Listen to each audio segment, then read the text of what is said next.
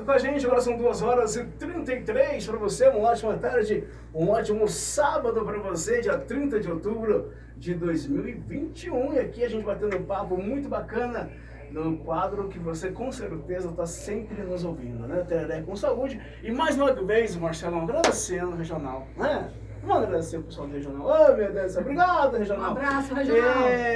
Juliana, é o seguinte, cara, muita gente teve a Covid. Muitas pessoas ficaram de cama há muito tempo, ficaram entubadas.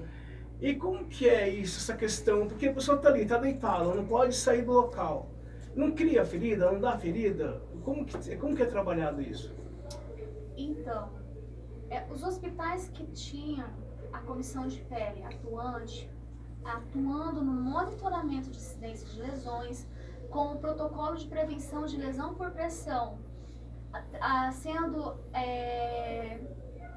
trabalhado de maneira adequada, que é o monitoramento da escala de Braden, que monitora conforme o risco baixo, risco moderado, risco alto, conforme o risco, você acabava atuando a prevenção.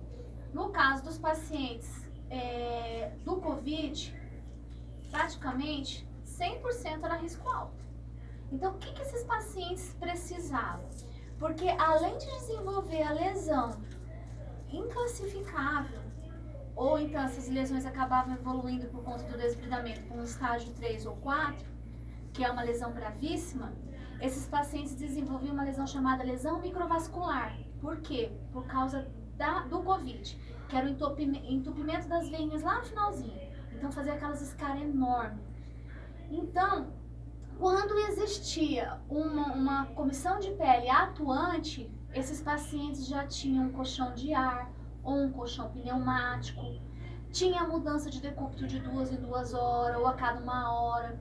Quando eles faziam um procedimento chamado prona, esses pacientes já colocavam a placa de hidrocoloide ou então a placa de a espuma de silicone, a pele era hidratada de maneira adequada.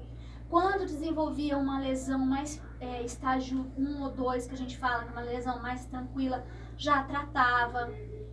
Só que nos hospitais em que a comissão de pele não era atuante ou até não existia comissão de pele, as feridas eram assim absurdas. Por quê? Porque o Covid, o paciente, eu trabalhei muitos anos em CTI. Então assim, eu trabalhei mais de 10 anos na linha de CTI, foi a doença mais grave que eu observei. No hospital regional, eu fiquei um tempo afastada, fiquei 6 meses afastada, e quando eu voltei em dezembro, eu fui acionada pela equipe de segurança do paciente. Falou assim: Ju, a gente vai ter que retomar a comissão de pele urgente. Aí eu montei uma equipe com a minha equipe lá do ambulatório de feridas, nós montamos um monitoramento. Então nós fomos monitorar, montamos um instrumento, fomos monitorar 124 leitos. Desses 124 leitos nós fomos monitorar, 75% dos pacientes tinham lesão. E essas lesões eram lesões imensas, profundas. Eram lesões classificadas em estágio 4, que eram aquelas profundas que você via osso. Então assim, o que nós começamos a fazer? Nós começamos a orientar a equipe, mudança de decúbito, vamos colocar colchão de ar, a gente estava sem alguns materiais, vamos colocar os materiais para prevenir e tratar. E aí, através desse nosso monitoramento, foi diminuindo a incidência de lesões, fomos apoiando as equipes. Então assim, o que a gente percebe? Que o Covid é uma doença muito grave, não podia ficar movimentando os pacientes porque caía a saturação, eles não conseguiam respirar direito. Aí os médicos optavam, ou a gente não dava lesão ou a gente salvava a vida do paciente. A gente sofreu muito, mas o que a gente percebe? Os pacientes que tinham uma comissão de pele forte e atuante, os pacientes sofreram menos lesões. Mas assim, a maioria dos hospitais do mundo inteiro, os pacientes abriram muitas feridas. E eu percebo assim, como assim, tem muita gente que fala assim, rainhas curativas, assim, tem gente que fala, porque assim, eu sou apaixonada por tratamento de feridas há muitos anos, eu brigo por essa causa. Então assim, eu percebi que esse ano assim, foi um ano da valorização dos profissionais que gostam de tratar ferida, que gostam de trabalhar nessa área. Porque o tanto de paciente que desenvolveu feridas foi assim, drástico. Mas o que eu fico muito feliz é que no hospital regional, depois que a gente desenvolveu essa ação, A gente conseguiu, através de indicadores, mostrar nos gráficos que a gente foi abaixando. De 75% com lesão, foi caindo para 45% com lesão, foi abaixando. E hoje, assim, também já passou a fase grave do Covid, mas a gente, através do nosso monitoramento, a incidência de lesões caiu muito e esses pacientes deshospitalizaram no ambulatório de feridas. E hoje a gente fica muito feliz, porque 100% dos pacientes que desenvolveram lesão tiveram alta do ambulatório de feridas com a ferida epitelizada. E esses pacientes tiveram alta em média de 15 dias a 4 meses. Então, assim, isso que a gente fica mais feliz. Ô, Cris, e o Juliana também, né, gostaria que vocês respondessem, qual que é a importância, uma lesão aberta, o que ela pode trazer de complicação para um paciente? É só a questão estética, de ter aquele ferimento no paciente, ou pode trazer outros riscos? Porque a gente tem que ter tanta preocupação com a ferida durante a internação? A lesão aberta, ela pode levar a uma infecção sistêmica. Então, o paciente faz uma necrose, o paciente fica lá sem ter mudança de decúbito. Fez uma necrose extensa. Essa necrose extensa vai levar a uma infecção. Muitos profissionais acabam entrando com antibiótico, muitos médicos, né? Tem muitas pessoas que não levam a ferida muito a sério. Então eles entram com antibiótico atrás de antibiótico e esquece que às vezes pode ser cada ferida. Entendeu?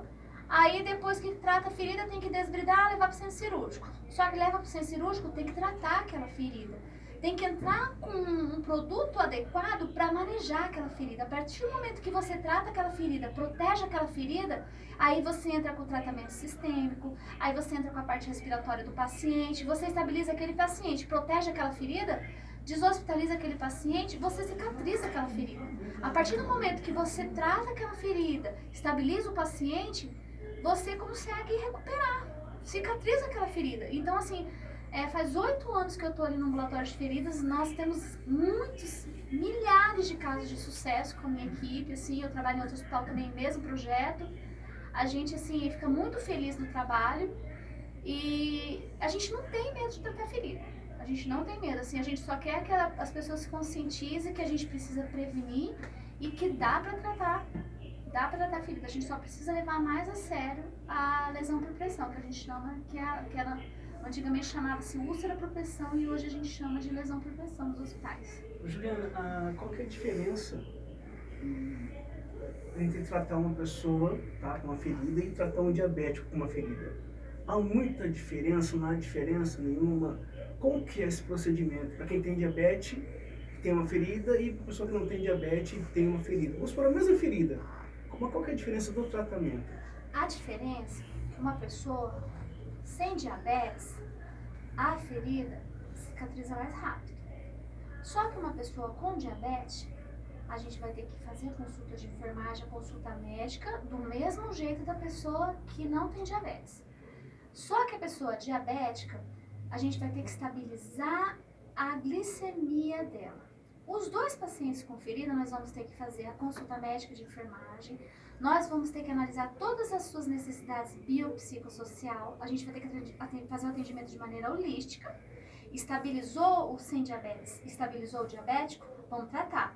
Só que o paciente diabético, se ele não corrigir a glicemia dele a partir de 220 milímetros de mercúrio, a glicemia dele acima de 220, que é um valor lá, a partir desse valor, a gente não consegue mais ter cicatrização. É o limite de nível de suportável de glicemia para poder cicatrizar.